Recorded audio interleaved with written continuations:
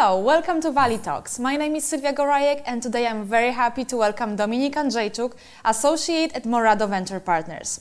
We're going to talk about what investors expect from founders in Silicon Valley and some tips about how to pitch to investors. Hello Dominik, it's such a pleasure to have you here on the show today. Great to be here. In what types of companies does Morado Ventures invest and at what stage of the company? Morado Venture Partners is a seed stage fund. We primarily focus on companies in the enterprise space and SaaS, but the companies need to have some sort of data angle, right? So that's kind of a broad strokes example, but what I mean by that is a company that's either a data endpoint or it produces data and has that data feed itself back into the organization, right? And it does so through sophisticated algorithms, hardcore IP, and just very hard tech in general, because we have this view of the world that there's so much data out there, 80%, 90% of it being unstructured data. We really believe that the next wave of big tech companies are going to be the companies that capitalize on this very large data set and can create more efficient economies, more interesting insights about the world that we don't know today. And at what stage? It's seed investment, right? Yes. So what range of money do you invest? So we look at, kind of like institutional seed where the company already has a product, they might have some customers, but we write from 3 to 500K checks for all of our deals. Some of the deals will lead and occasionally will follow on to different deals, but kind of depends on the entrepreneur and the connection. As an associate at the venture fund, I can imagine that you're constantly meeting with startup founders. Yes. How many of them do you meet every week or every month? So we get about, per month, we look at about, in terms of meeting with entrepreneurs, we look at about, like 50 to 100. But actual deals that we get in, because we can't really meet with all of them, even though we really want to. Sure. We get about 200 deals a month. So it's a lot of filtering, a lot of due diligence on founders, even prior to even taking that first meeting. So, right, yeah, because before you cannot meet with everyone that sends you an email, right? Yeah. So how actually do you do this due diligence? Just whatever you find online, or do you search for, like common people that you know, like network? How does it work? Yeah, so it could be sometimes as simple as just doing a quick Google search if you may not have known the entrepreneur previously, but a lot of it has to do with your network recommends an entrepreneur and says, hey, you should really talk to this guy. They have really interesting tech. A lot of the times it's from our own portfolio companies. And one of the founders will say, hey, listen, one of my good friends, fellow classmate, whatever, he's building this product. Can you take a meeting with him? I think it's fairly interesting. So that's kind of where it starts.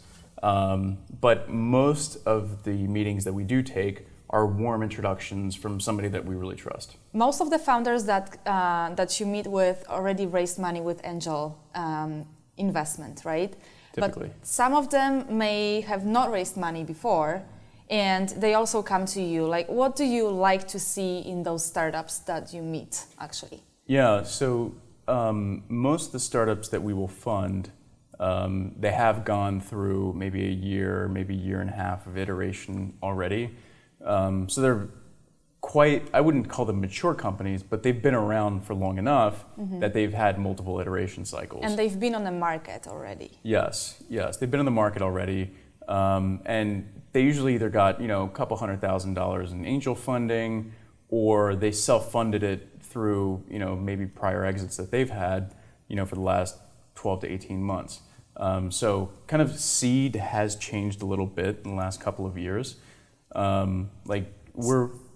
We're more of an institutional seed, which is not to be confused with like an angel round, right? Like if you have an idea and you haven't really built anything yet and you're kind of a first-time founder, you should first maybe, and if you do need to get funding, go look at sort of your more traditional angel investors who will write you smaller checks.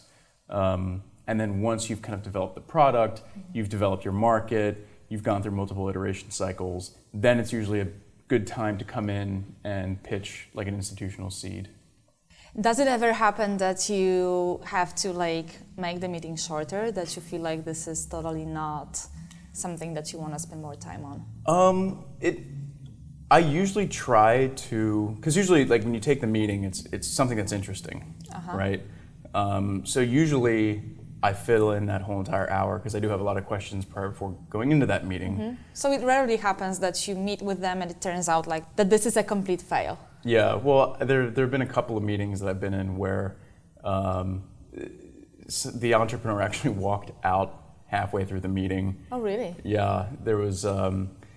It was a gentleman from Boston. I don't think that they were really kind of used to how Silicon Valley VCs operate. And so you ask a lot of questions, and sometimes they're just not ready to dish out all of the secrets or all the whatever, and it's like, hey, can you sign an NDA? But that's not how we operate out here. Typically, VCs don't sign NDAs, but From what I know, investors don't really meet founders on Mondays, right? It's like you meet them from Tuesdays to Fridays. Is that the schedule? So usually, a lot of VC firms have their partners meetings on Mondays. Some of them have them Fridays. We have them Wednesdays. I see. And usually the partners meeting starts at like 9:30 and ends somewhere around like noon. And then that's when we go through all the deals we've seen in the last week, and we sort of just have an open conversation about it, right? So if there's a deal I really like, then at the partners meeting on a Wednesday, we'll come in and I actually have to pitch the company to the rest of the partnership, right, and win them over. Because VCs don't look at reasons to invest in companies, they look at reasons not to invest in companies. So you have to make a very solid claim if you really are excited about a company, because that's ultimately the goal. You want to bring that company in to meet with one of the partners and then finally go through all the steps of actually executing an investment. And out of those meetings that you make, how many of them do you actually end up investing on average? So we'll do like on average one deal a month. One out of 50 or 100 meetings that you make? So that's me personally doing like 50 to 100 meetings. The rest of the team, they do their meetings, right? So I would say, kind of like as a firm, we're probably talking about 150 deals that the whole partnership is met with. And we usually only invest in one, right? That's kind of like our rule of thumb. Sometimes we'll do a little bit more, sometimes we might not do any at all. But we do have to pace ourselves with the amount of funds that we have, because even though let's say for example you're a $100 million fund, right? You can't go out and invest all 100 million of that in companies because you have to save half of it for follow-on investments, right? Because you'll have, let's say you do a $500,000 investment in a company, 2 years later that company raises a Series A and you have 5% of that company and you want to maintain that position, so you take what's called a Morado right. And that usually costs more. You have to purchase it at the Series A price and not at the Series Seed price. So all of a sudden you're investing an additional $900K on top of that. So you want to reserve some capital, right? And have good visibility as to how much follow-on capital you're going to need. So that's why you have to really pace yourself in terms of the investment. And at the same time, you want to learn what's going on in the market. Because things change so fast. As you probably know, just seeing the amount of the tech that comes and it goes, being able to sort of keep your finger on the pulse and then making the right decision at the right time means that you have to kind of really distribute those decisions out over a long period of time. So I think it's very important to maintain sort of a very conservative approach when it comes to investing, because it kind of helps you to understand the market a little bit better. Is it hard to make this decision in which company to invest out of all those that you meet? It's very difficult because there will be weeks where it's like, wow, we saw 4 or 5 really great companies, and we would love to invest in all 5 of them, but we just can't, right? We have to pick one, and we have to be very, very particular as to how we select that one company, right? So like we have this huge sort of, well, maybe not huge, but we have this very large kind of laundry list of qualities, right? It's kind of like a flow chart. So we first look at, are the founders exceptional, right? Yes or no, and then that kind of goes down into its own. If it's yes, how attractive is the market?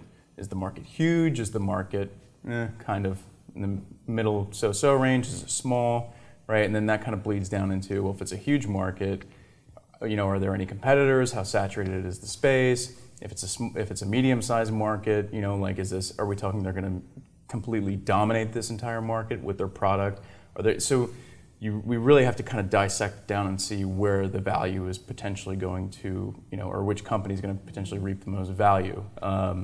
It's very tough, but we always try to maintain a good relationship with those entrepreneurs, because it's like, hey, can't do it this time, but we really respect what you're doing, and we want to see how we can help you guys out. Yeah, that's kind of also a standard reply, right? That goes out to founders that the funds decide not to invest in. Yeah. But does it really mean that you really mean what you're saying and you really want to follow up and see what's going on, or is it in most of the cases like just a polite goodbye?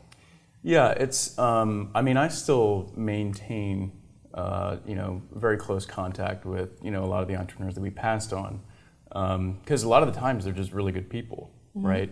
And you want to maintain that friendship, and there's that. But also, you're genuinely curious about how they make it out, right?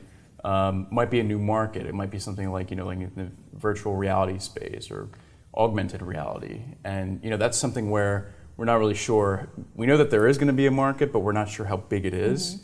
So it's like, let's stay in touch. Let's how else can I help you? You mentioned that you look at founders, you look at the team, and then at the market. So does it mean that actually founders, the core team, is something that needs to be there, that it needs to meet your expectations, and only then you will look into anything else? Yeah, we place a very, very strong importance on the quality of the individual founder, and then how well the founders work together. What the quality of the individual founder means? Well, you can say, for example, if the founder has been in his particular industry vertical, let's say he's from the pharmaceutical industry, right? He's created 2 companies, one of which he sold for $150 million. That's, in my book, that is a stellar founder, right? Because he's demonstrated already that he can execute, right? And he or she, when they move on to their next venture, will kind of already know what to do, how to hire. They have a large network of engineers that they can just tap into and say, hey, I'm starting on this new project. Do you want to come join me? And then they're more than happy to join this founder, because the founder is, usually if you can do that, if you can execute, you're incredibly inspirational, incredibly charismatic, and you have this ability that goes beyond engineering and goes beyond kind of like business management, in where it's you have this aura, and you can actually make people do crazy things, right? Like, hey, take a pay cut, come work for me, and maybe this will pan out. Like most people, that's insane, but they have that ability to just get people to kind of come blindly follow them on this huge vision, right? These people are visionaries, and you can usually pick that up in the meeting as to how big and how passionate and how multidimensional they think, and that's a very important quality. And you can kind of pick that up within the first 15 minutes, because you'll just be sitting there and you'll be like, wow, like I believe it, I totally get it. Right? It's often about the energy and the aura, right? Not maybe that much of like reasonable thinking, at least at the beginning. Yeah. So that you can judge whether you want to look closer. Yeah, because you think, like how you try to predict how is this person going to deal with employees? How is this person going to deal with making very difficult decisions? How are they going to operate under pressure? Because it's no picnic to be an entrepreneur. I know it sounds very glamorous kind of on the outside, but it's a very dark, lonely, gloomy job sometimes when things get tough. So most of the cases, right? Most of the cases, yeah. And you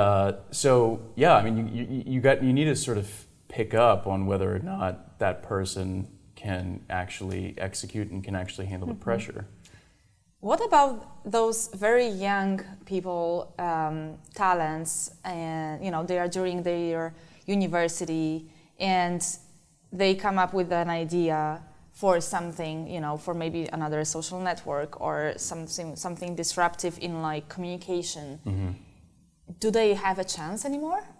Oh, totally. Because maybe it was easier a little earlier on, right? When this was all so new, but how about now? So here's the interesting thing that I feel like, so in kind of the context of social, maybe media, we're seeing a lot of, so like millennials, for example, like I look at some companies that are doing interesting things in targeting millennials, because millennials compared to sort of like, you know, 30 and up, that demographic, very different. They have weird behaviors. We can't like take, you know, oh, we have a lot of data about, you know, Gen X or Gen Y, let's try and take that data and use it on millennials. Doesn't really work, right? Like there's, like Snapchat is a perfect example. It's just, everybody thought, well now Facebook and Twitter and Instagram, they already have their presence. There's no way that another player can come in and eat their lunch. Well, along comes Snapchat, they tap into a behavior that, you know, maybe our parents would never understand, maybe even you and I wouldn't understand, but for some reason they found something unique. So the thing about social media is that it seems like it's kind of generational, right? Because you don't want to be on the same network that your mom is on, right? Because that's just totally not cool. So what they do have is this interesting insight into how their generation acts and how their generation consumes content and how their generation communicates. And I think there's still a lot of opportunity there. And we'll see these kind of like trends that recycle. I think that's also why, you know, you have your Facebooks of the world that are buying up these companies, because they just don't have that kind of intellectual firepower under their hood. So they go and they pick up other companies that have that kind of intellectual property. How about spouses? Is it any special category for you to, when you know the spouses are founders? How do you approach that? Well, so it's not something that I would consider to be an advantage. It's something to be careful about because, I mean, I'm sure there's anecdotal pieces of evidence that say spouses are great founders and they work great together, right? Which can certainly be the case. But the thing is like your founder, your co-founder kind of is your spouse anyway, but sort of this non-romantic spouse that has different qualities. I mean, you probably spend more time with your co-founder than you do your spouse. So when you come home and you kind of bring home all of your kind of issues and troubles from work, right? And it's a constant, because you need to get away from, sometimes you need to get away from your spouse or your significant other, sometimes you need to get away from your co-founder, and you need to have, it's good to have that extra support system to kind of have a neutral third party, right? And I think when you don't have that, depending on how you are as a person, and again, this is person-to-person basis, it may or may not be of an advantage, but me personally, I don't think that it's necessarily a good thing for spouses to go found a big tech company. Could it be a reason that everything else looks good for you and you like it, and because they are spouses, you kind of would pass on it? Yeah, I mean, I've met with companies where I go into the meeting.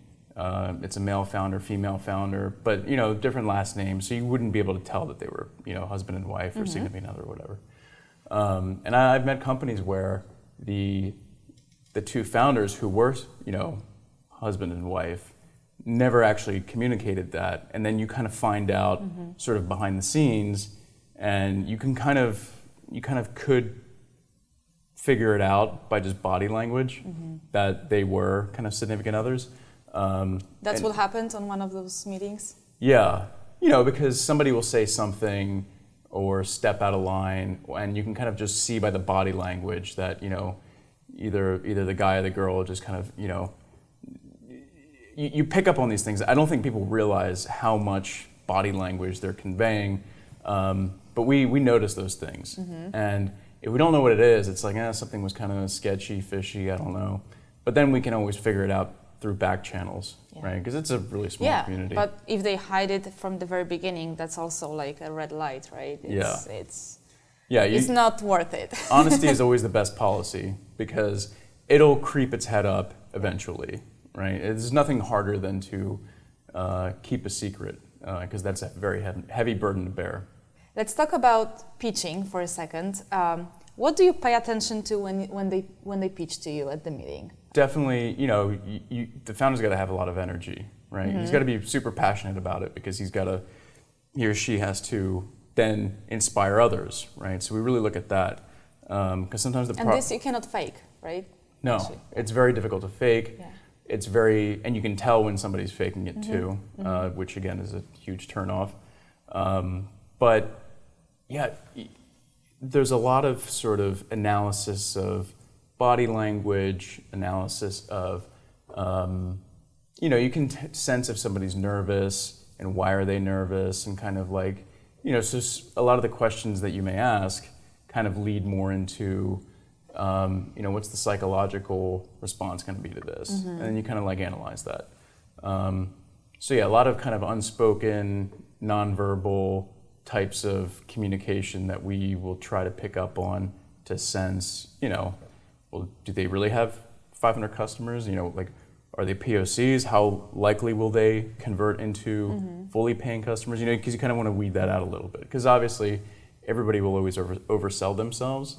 So you have to take that, into mind and kind of take everything that they say with a grain of salt.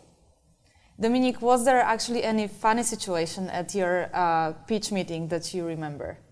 Yeah, there was a couple. So about a year ago, we had a robotics founder, a very smart guy. He was in his chair, and I don't really know how he did it, but he kind of fell out of his chair, but like fell forward onto the ground and just made a really loud shake. There was that. There's been. So why did he fall? Do you know? I don't know. I mean, he said he was okay. All right. And I was laughing really hard on the inside and trying not to show that I was laughing. Yeah. But I mean, the thing is like he may have been very embarrassed, but I didn't like think anything less of him. Yeah. It was actually good kind of like fodder for the meeting. He sticks in your mind, so yeah. Yeah, and he rolled with it really well too. So that was kind of cool. Yeah.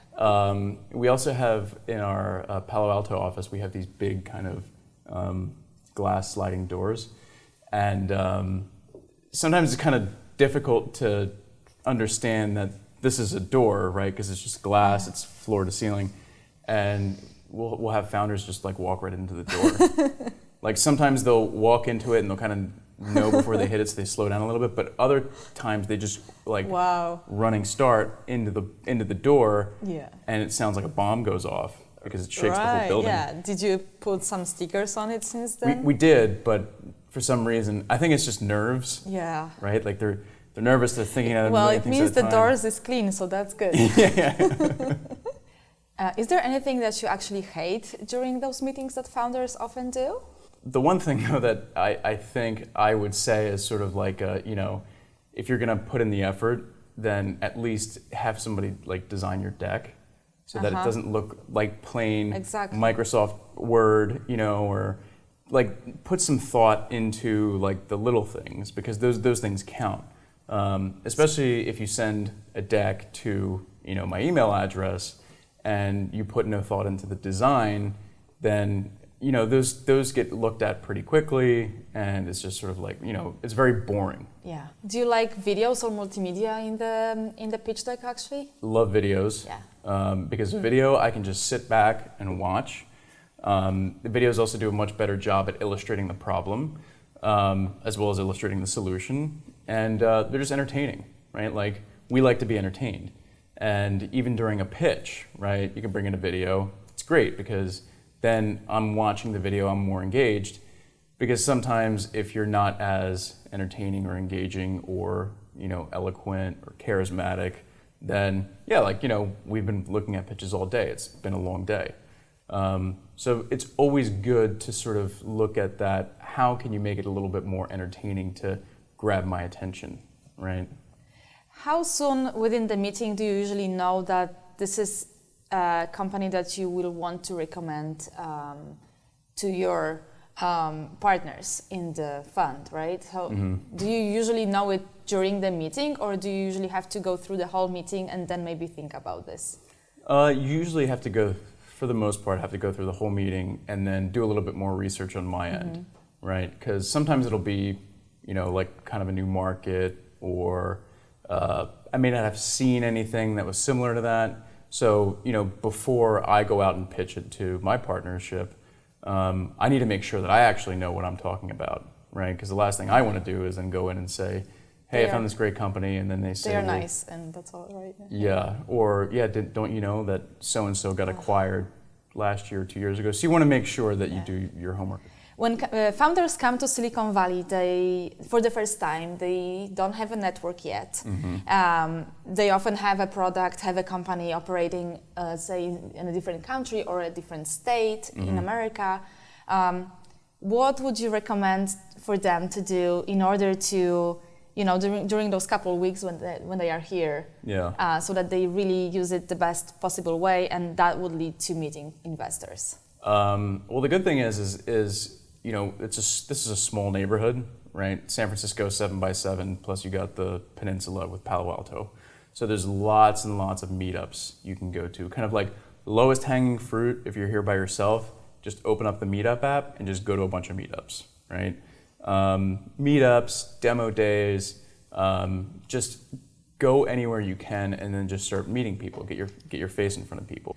What's the one general advice that you would give to founders so that it would raise their chances to getting funded? Like, I'll give you an example. Kind of one of the things that a lot of founders will do out here in the Valley, especially if they've been out here for long enough, is they kind of identify like a cool piece of technology that they want to build, they think it's a great idea, they spend a year building it, bootstrapping it, and then they kind of go out and look for a market, right? And then typically they won't find a market, right? It just won't stick. One of the things I try to tell founders and colleagues is the best approach to running a successful business is sort of kind of go out and find the problem first, and instead of building software on that problem, use a pen and paper, right? Use Google Docs and try to create your own workflow and do so in a kind of non-automated, traditional kind of way. And then once you start getting customers and once you start building interest, and your funnel starts to get bigger and bigger, and then once you can no longer sustain this model where you're running around with a notebook and pen, then you build software on top of that. And then you figure out how to build out that idea and scale it up with technology. Right. Because sometimes a couple of customers that are very loyal are better than 100 to 200 customers where you have a high churn rate, right? So demonstrating on maybe a smaller scale that you have sticky customers that come back, that are ordering your product over and over again repeatedly, is a very strong case to say, okay, there could be a big market here, right? So that's really what we're looking for. Dominik, I wish you the best meetings every day so that you have the biggest problem of who to choose from. But I feel like this is the problem that you want, right? And yes. That's something that good problems to have, right? How can other people, viewers of the talk show, actually find you or find about Morado Ventures? They can go to our website, moradoventures.com, check out our portfolio, see what's in our portfolio, and if they think that their company aligns with our investment thesis, they should just reach out to me. Dom@moradoventures.com. All right, Dominik, thank you so much. Thank you.